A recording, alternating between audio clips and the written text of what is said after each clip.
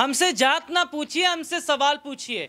हमसे सवाल पूछिए रोजगार को लेकर, हमसे सवाल पूछिए मुद्दों को लेकर। जात पात की राजनीति करना तो भारतीय जनता पार्टी की आदत है। भैया सवाल पूछेंगे तो आप जात पूछेंगे क्या? और क्या ये भारतीय जनता पार्टी की सीधे सीधे तौर पर जनता को अपमानित करने की नहीं है? क्या ये बताता नहीं है कि भारतीय जनता पार्टी के जो सांसद हैं इनके पास जो मुद्दे हैं इनका जवाब तो है नहीं?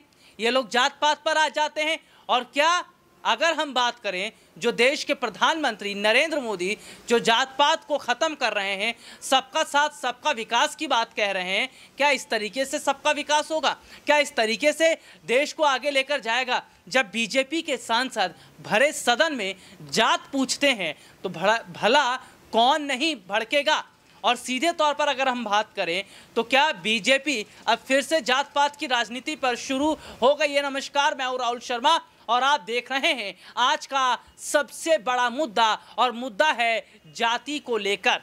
जी हां, ये खबर पूरे देश भर में चल रही है। इस मुद्दे पर चर्चा हो रही है, बड़े बड़े विशेषज्ञ डिबेट कर रहे हैं, बड़े बड़े राजनेता इस पर अपनी बात रख रहे हैं। बात क्या हो गई और क्या जवाब राहुल गांधी की तरफ से दिया गया है, ये मैं बताऊंगा।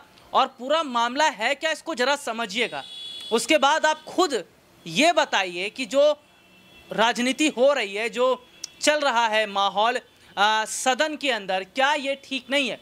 दरअसल हम ये देख रहे हैं कि जिस तरीके से बजट को लेकर दोनों सदनों, लोकसभा राज्यसभा, दोनों सदनों में खूब जोरदार हंगामा देखने को मिला। बजट पर खूब चर्चा भी हो रही है, लेकिन अब चर्चा एक ऐसे मुद्दे पर हो रही है जो मुद्दा छेड़ दिया अनुराग ठाकुर ने।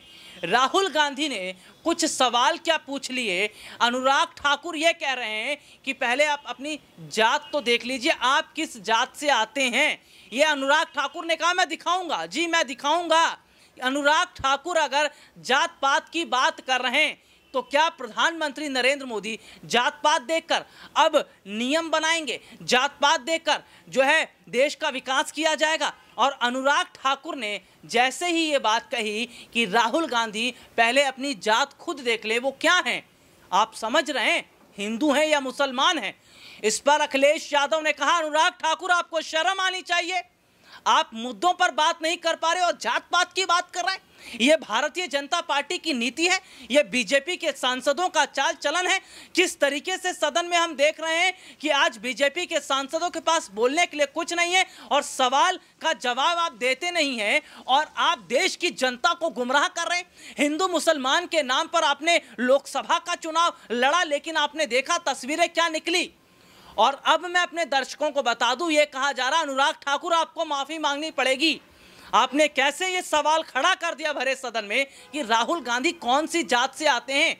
आप ये सवाल पूछ सकते थे कि राहुल गांधी आपके पास ये आंकड़े कहां से आए, लेकिन सीधे तौर पर अब हम ये देख रहे हैं कि कांग्रेस पार्टी ने एक और जहां बीजेपी पर सीधे तौर पर हमला खड़ा कर दिया, तो वहीं दूसरी तरफ ये देखा जा रहा है कि अखिलेश यादव ने राहुल गांधी का बचाव करते हुए कहा कि बीजेपी के सांसदों को थोड़ी तो शर्म होनी चाहिए, अनुराग ठाकुर को थोड़ी तो शर्म होनी चाहिए।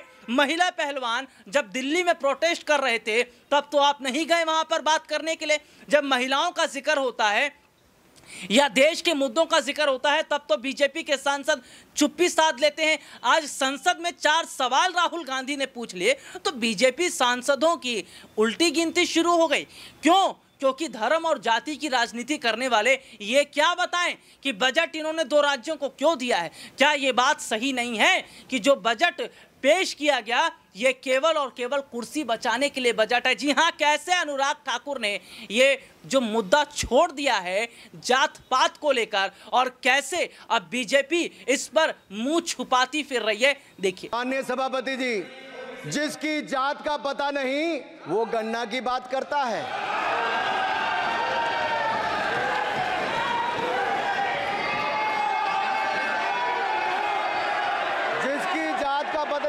देश में दलितों की, आदिवासियों की, पिछड़ों की बात उठाता है, जो भी उनके लिए लड़ता है उसको गाली खाना ही पड़ता है।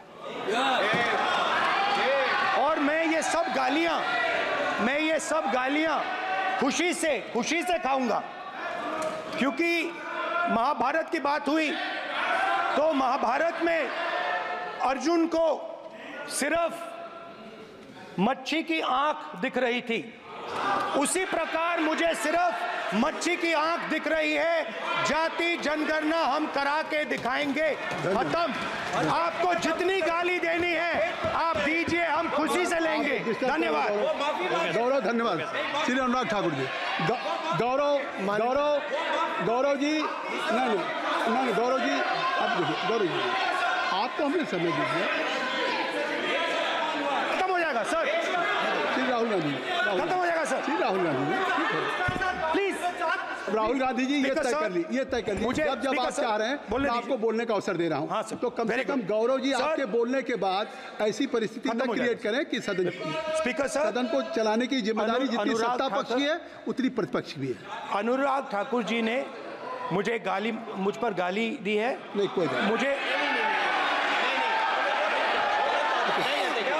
सर बोलने दीजिए सर। मुझे उनको बोलने सर अनुराग ठाकुर जी ने मुझे इंसल्ट किया है, मगर मैं अनुराग ठाकुर जी से कोई माफी नहीं चाहता हूं। मुझे कोई माफी की जरूरत नहीं है।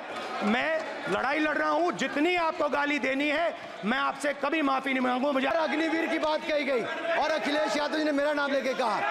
सर मैं हिमाचल प्रदेश से आता हूं, बहुत छोटा राज्य, 70 लाख की आबादी है सर। देश में कारगिल के समय सबसे ज्यादा शहादत दी तो हिमाचल के वीर सपूतों ने दी। 4 परमवीर चक्र विजेता हुए, 2 हमारे यहाँ से हुए। 1 रैंक 1 पेंशन ये बात 40 साल तक इन्होंने दी। सर अगर दी तो प्रधानमंत्री नरेंद्र मोदी जी ने आकर दी।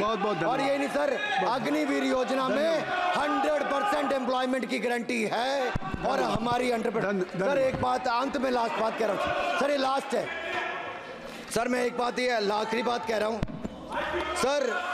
युवाओं के लिए बजट में बहुत कुछ है, नौकरी से लेके इंटर्नशिप से लेके बाकी सब।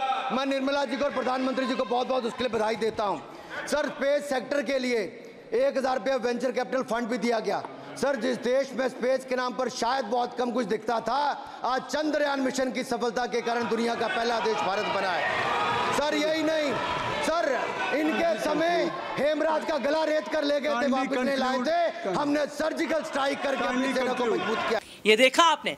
तो यहां पर सबसे बड़ा सवाल तो ये हो रहा है कि जब चर्चा बजट को लेकर हो रही है या राहुल गांधी जो सवाल पूछ रहे हैं, उन सवालों के जवाब सुनने के बाद बीजेपी के सांसद चुप ऐसे बैठे रहते जैसे इनके पास जवाब ही नहीं है। जवाब होगा कहां से साहब? जवाब होगा कहां से? क्योंकि ये लोग केवल सवाल करना जानते हैं, जवाब इनके पास नहीं है। और ये भारतीय जनता पार्टी की बहुत पुरानी नीति है, क्योंकि ये जो पुरानी नीतियां अपना रहे हैं, आज इनकी दुकानें बंद हो रही हैं। आज जनता इसी वजह से हिंदू मुसलमान से अलग देश के मुद्दों पर बात कर रही है। और सबसे बड़ी बात, कितनी हैरानी वाली बात है कि बीजेपी के सांसद अब इस तरीके की बोली पर उतर आए हैं जिसका अंदाजा हम लगा ही नहीं सकते। जी हां, अब हम थोड़ा हिमाचल की तरफ चलते हैं। जब से मैडम कंगना रनौत मंडी से जीत गई हैं, तब से ऐसा लग रहा है कि थोड़ा सा दिमागी तौर पर वो परेशान हो गई हैं। ऐसा लग रहा है कि वहां से चुनाव जीतने के बाद थोड़ा सा गुरूर हो गया है। लेकिन ये भी देखा जा रहा है कि वो खुद को ही बहुत बड़ा जो है राष्ट्रपति भी मान, राष्ट्रपति भी इस तरीके की बातें नहीं करते। मैडम कंगना क्या कहती है? मैडम कंगना की तो पुरानी आदत है, भैया ये तो किसानों को गालियां देती हैं, भैया ये तो देश के लोगों को गालियां देती हैं, ये तो देश के नौजवानों को गालियां देते हैं, ये तो बेरोजगारों को गालियां देते हैं। गाली देना तो इनकी पुरानी आदत है, क्योंकि इनके पास मुद्दों पर बात करने के लिए कुछ होता नहीं है। मैडम कंगना क्या कहती है, जरा ध्यान से सुनिएगा। इन दिनों हम देख भी रहे हैं कि जिस तरीके से बीजेपी की जो हालत है वो बहुत ज़्यादा ख़राब है। हालत ख़राब हो भी क्यों ना, क्योंकि ये जो धर्म की दुकानें जो चला रहे थे, इन पर ताला लग रहा है।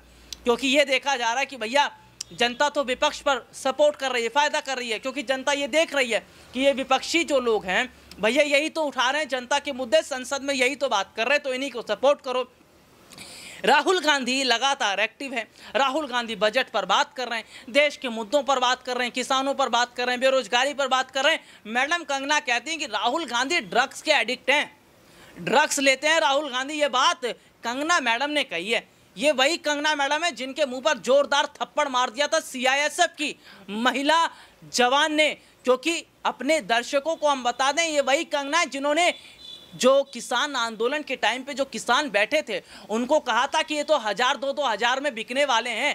अरे 1000 2-2 हज़ार में बिकने वाला कौन है, ये बात देश की जनता जानती है। और मैं चाहूँगा जनता इस मुद्दे पर अपनी राय रखे और ये बताए कि क्या आज भारतीय जनता पार्टी की पूरी टीम केवल राहुल गांधी के पीछे इसलिए नहीं पड़ गई है क्योंकि राहुल गांधी आज लाइमलाइट में बन गए हैं, क्योंकि आज राहुल गांधी ने देश की आवाज़ को उठा रखा और बीजेपी परेशान बौखलाई हुई है कि अगर राहुल गांधी जनता के मसीहा बन गए, राहुल गांधी जनता के नेता बन गए तो उनका क्या होगा।